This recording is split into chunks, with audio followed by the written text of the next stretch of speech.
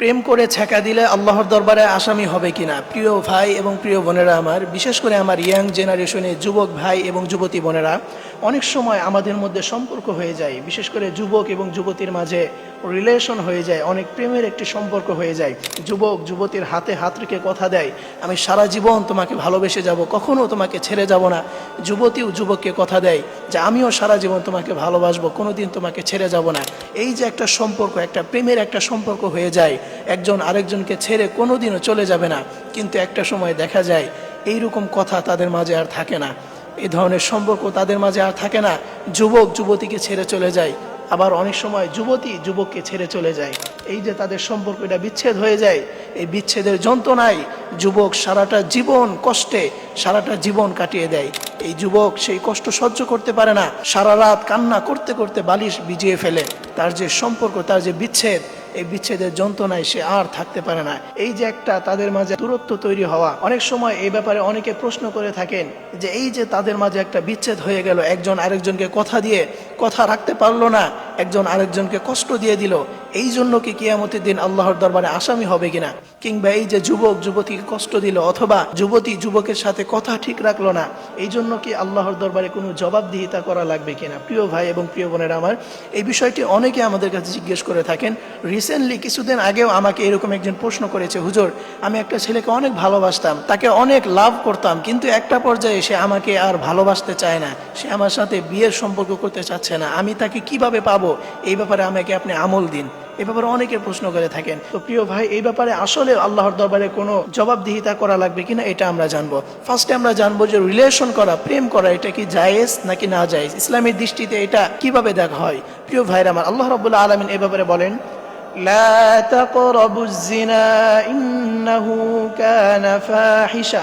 আল্লাহ রাব্বুল আলামিন বলেন, লা তাকরাবুজ জিনা, হে মুসলমান, হে যুবক যুবতী, তোমরা জিনার ধারে কাছেও যেও না। মনে রাখবেন, আল্লাহ রাব্বুল আলামিন বলছেন যে তোমরা জিনার ধারে কাছেও যেও না।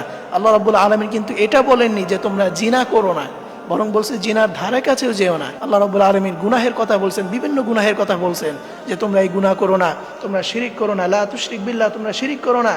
আরো বিভিন্ন ধরনের গুনাহের কথা আল্লাহ রাব্বুল আলামিন বলছেন তোমরা এটা করো না। কিন্তু জিনার ব্যাপারে আল্লাহ রাব্বুল আলামিন বলছেন যে তোমরা জিনা করা তো দূরের কথা, বরং তোমরা জিনার ধারে কাছেও যেও না। প্রিয় ভাইরা আমার, এটার মানে কি? অর্থাৎ কোনো যুবক যুবতীর মাঝে যদি প্রেমের সম্পর্ক হয়ে যায়, একজন আরেকজনের সাথে যদি কথা বলে, এই ব্যাপারে শয়তান তাদের মাঝে একটা ধোঁকা সৃষ্টি করতে পারে, একজন আরেকজনের প্রতি আকৃষ্ট, খারাপ ধারণার প্রতি, খারাপ কাজের প্রতি, জিনাহের প্রতি তাদেরকে নিয়ে যেতে পারে। এই জন্য আল্লাহ রাব্বুল আলামিন বলছেন, লা তাকরাবু জিনা, জিনার ধারে কাছেও যেও না। অর্থাৎ এই যে প্রেমের সম্পর্ক, মেয়ে ছেলের সাথে কথা বলা, ছেলে মেয়ের সাথে কথা বলা, এই ধরনের কাজ করো না। এটাই হচ্ছে জিনার ধার, এটাই হচ্ছে জিনার নিকটবর্তী। আল্লাহ রাব্বুল আলামিন এটা নিষেধ করেছেন। জিনা করা তো দূরের কথা, আল্লাহ রাব্বুল আলামিন বলছেন জিনার ধারে কাছেও যেও না। অতএব প্রিয় ভাই, প্রথমে আমরা জানলাম যে প্রেম করা, রিলেশন করা, এটা হচ্ছে সম্পূর্ণ নাজায়েজ, এটা আল্লাহ তাআলা নিষেধ করে দিয়েছেন।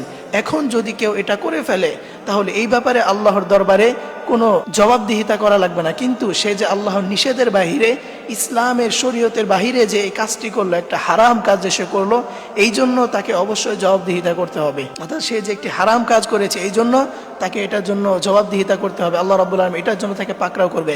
এবং সেকেন্ড, দ্বিতীয় নাম্বারে হচ্ছে, আপনি যে মানুষকে কষ্ট দিলেন, আপনি তাকে বলেছেন সারা জীবন তাকে ভালোবাসবেন, কখনো তাকে ছেড়ে যাবেন না, এই যে তাকে একটা আশা দিয়ে রেখেছেন, সে আপনাকে সব থেকে বেশি আপনাকে ভালোবাসতো, কিন্তু একটা পর্যায়ে আপনি তাকে যে কষ্ট দিয়েছেন, এই যে আপনি একজন মুসলমানের মনে আপনি কষ্ট দিলেন, এই কষ্টের জন্য অবশ্যই আপনাকে আল্লাহর দরবারে জবাবদিহিতা করা লাগবে। এবং দুনিয়াতেও আপনি কখনো শান্তিতে থাকতে পারবেন না।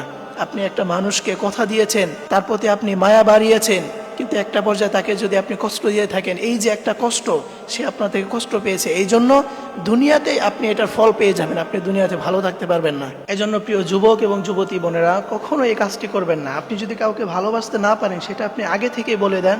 কেন আপনি তার সাথে সম্পর্কে জড়ান, আপনার প্রতি তার মায়া বাড়ান, এরপরে কেন আপনি তাকে কষ্ট দেন? আপনি যদি কাউকে ভালোবাসতে নাই পারেন, আপনি যদি কাউকে আপনার লাইফ পার্টনার হিসেবে মেনে নিতে নাই পারেন, তাহলে আপনি সেটা আগে থেকে তাকে বলে দেন। আপনি যদি কারোর সাথে টাইম পাস করতে চান, সেটা আপনি আগে থেকে তাকে বলে দিবেন। এই জন্য কখনো এই কাজটি করবেন না। হযরতে আলী রাদিয়াল্লাহু তাআলা আনহু বলেছেন যে তুমি তাকে কখনো কষ্ট দিও না যে সত্যিই তোমাকে মন থেকে চায়। এই জন্য যে তোমাকে মন থেকে চাবে তাকে তুমি কখনোই কষ্ট দিও না প্রিয় যুবক এবং যুবতী বোনেরা। এই জন্য দুইটি বিষয়, এক নাম্বার হচ্ছে আপনি যে মানুষকে কষ্ট দিয়েছেন এই জন্য অবশ্যই আপনাকে জবাবদিহিতা করতে হবে, এবং দ্বিতীয় নাম্বার হচ্ছে আপনি দুনিয়াতে কোনোদিন ভালো থাকতে পারবেন না। এই জন্য প্রিয় যুবক এবং যুবতী বোনেরা, কখনোই আপনারা হারাম রিলেশনে আপনারা জড়াবেন না, হারাম কাজে আপনারা লিপ্ত হবেন না। আর যদি লিপ্ত হয়ে যান আজকে থেকেই আপনি এটাকে হালালে রূপান্তর করেন, আপনি বিয়ে করে ফেলেন আজকে থেকে। আর যদি বিয়ে করতে না পারেন তাহলে এই সম্পর্ক আজকে থেকে বাদ দিয়ে দেন, এই সম্পর্ক আর রাখবেন না। এই জন্য আজকে থেকে এই বিষয়টি আপনার মীমাংসা করে নেন। যদি বিয়ে করতে পারেন বিয়ে করে নেন, আর যদি বিয়ে করতে না পারেন তাহলে সম্পর্ক এখানেই বিচ্ছেদ করে দেন। আল্লাহ তাআলা সকল যুবক এবং যুবতী বোনদেরকে আল্লাহ তাআলা এই বিষয়টি বোঝার এবং এই হারাম কাজ থেকে এড়িয়ে চলার তৌফিক দান করুক। সকলেই পড়ি আমিন।